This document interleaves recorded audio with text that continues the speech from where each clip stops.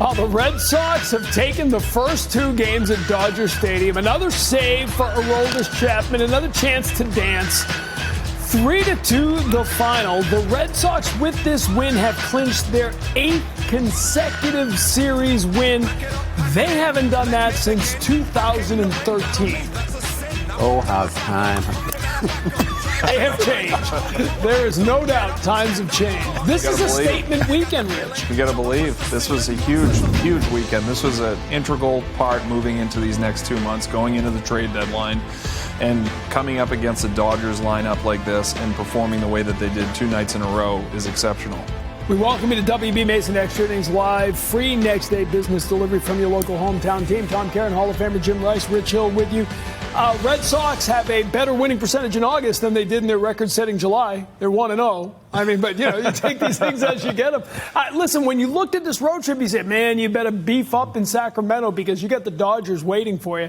We know the Dodgers are the gold standard in baseball. What's it mean to this team to go in and win this series? Yeah, it's just a continuous boost of confidence knowing that you've been grinding and having a tremendous success last month, moving into this month, looking forward to the trade deadline as that's looming on the coming Monday, but knowing that you're going to make some moves to improve the team to get ready for October.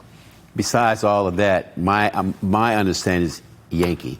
It all started with the Yankees. No doubt. The sweep of the Yankees changed everything. By the way, don't look now. They are only 2 games behind the Yankees in the wild card race right now. They are breathing down their neck. And, Jim, they win this game by putting together the type of inning they couldn't put together earlier this season. You got a bunt in there. You got a ball in play that brings home a run, even though it's a double play. Those were moments last April, May, where you saw so many strikeouts with runners in scoring position, but not tonight. It begins with Monasterio, who's a doubles machine since the All-Star break. He gets the guy in scoring position. And how often, Jim, did we talk about their troubles with runners in scoring position? Now it's a strength. And we're talking about small ball. We're talking about doing the fundamental. We're talking about doing things to put pressure on the opposing team instead of the opposing team putting pressure on you. You got to make things happen. And the way you make it happen is putting pressure on and getting the job done. There's the bunt. The bunt, that's what I love seeing is just the switch in the gears of which the team was going with the 0-2 approach, now moving into small ball, hitting the ball the other way, making things, creating havoc on the bases, and this is just a huge step forward for him. But if Duran was thinking anyway, I don't know on this right here, I don't know if he decided to bunt or the manager gave him money. But look what the second baseman was playing at. The second baseman was playing out a little bit like right center. So if he's thinking about and watching the play in front of him, hey, if I get a bunt, I'm gonna beat the pitcher down there. And where's Freeman? Freeman got no chance. That brings up Connor Wong. You need the run. Even a double play's okay here because it gets the run in. It's the 8th inning. You need that run. You got to put the ball in play. You just don't want to hit a line drive at somewhere where you freeze everybody, but you got to put the ball in play, and that's what he did. You don't have to hit it hard. You don't have to hit it hard. Just make contact. Yamamoto pitched really well, but they found a way just to hit. Pitched exceptionally well. I think just being able to beat a pitcher like that in Dodger Stadium is, again, another, you got to believe. Keep believing in this team. There is a lot of belief in this team right now, and there's a lot of belief in Ceddanne Rafaela. He spells his first name with 2 D's and 2 N's, so he had 2 home runs tonight. It only makes sense. Ceddanne Rafaela began this week with the Grand Slam, Jim, and now he's hitting home runs left and right. That was Chuck Woolery, right? 2-2? Yeah, 2-2. Very good. 2-2. The thing about Rafaela is that it was short, compact, hit the ball where it's right there. And the thing about it, the ball was up in his eye. He didn't try to do anything with it. Barrel, what we talking about, get the head out, and that's what he did. Yeah, the pitch was up. He splitter. It's Yamamoto's signature pitch, and being able to put the barrel on it, and he hit it last night. I think he hit a changeup. So would you call that a mistake?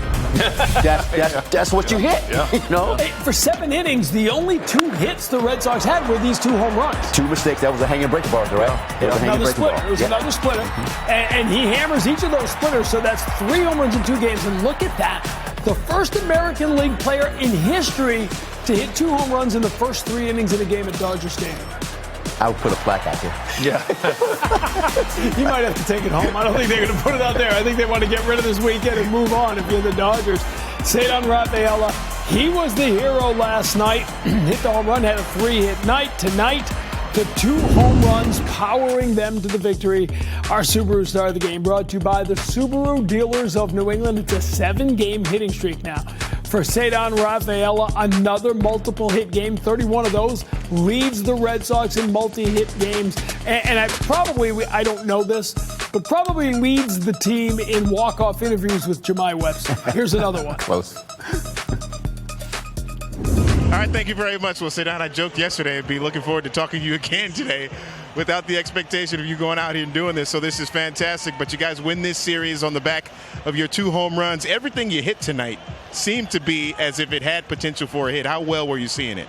Yeah, I was seeing the ball well today. I'm happy enough to help my team again. Now, Yamamoto, both of the homers came off of him. He threw you a split the first time that you hit out of here. How surprised were you? How much did you anticipate him throwing you a second one that you also hit out? No, I wasn't anticipating any soft. I was ready to hit his fastball. I think he has a good fastball, so I was ready to hit fastball all the time and seeing it pop off his hand. The group did it with pitching, did it with defense again here tonight. How much do you enjoy the guy to your left? 2 outfield assists and the way he plays the outfield. Yeah, I think who's better than him? Nobody. I think he's the best outfielder in the game, and he's earned some respect. You guys got a chance to get greedy tomorrow night and sweep this series, but how significant is it for you guys to come on this road trip and win both of the series here and head back in the way you guys have done it? Yeah, I think it's huge for us, and winning both series on the road and winning this team, I think it's a huge win for us. All right, Ceddanne, I wish we had the game tomorrow, man. I would look forward to talking to you again, but I'll see you on NBC. See you. Yeah, Jemai won't get to talk to him tomorrow. He could. I mean, he could go to the ballpark and talk to him. Might see him on the plane after the game. Listen, the Red Sox get this win, but don't overlook what Peyton Tolle did as a starter tonight. Peyton Tolle giving him 6 strong innings, quality start. 28 pitches in the second inning, and when you're looking at that, you're saying this might be a short day for him. He's going to have to bear down, but he did. Yeah, he did, and he stuck with his breaking ball a couple times where he left it out in the outer half of the plate. He stuck with it throughout the game and started to find it, but still just grinded through the outing. I wouldn't say it was one of his best outings, but at the end of the day, in Dodger Stadium with the team that he was facing, it was. This is a key inning here, the 28-pitch second inning, and this might be the smartest decision they make all day.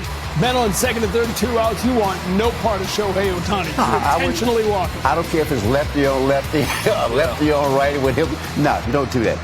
It's called respect, but you're not going to embarrass me. I'm going to give you a chance to put some damage out there. But now you got to go get Pages. Yeah, early in the game, and bases loaded, and you got to go after him, and what you did, he got the ground ball to second base and did a great job getting out of the inning.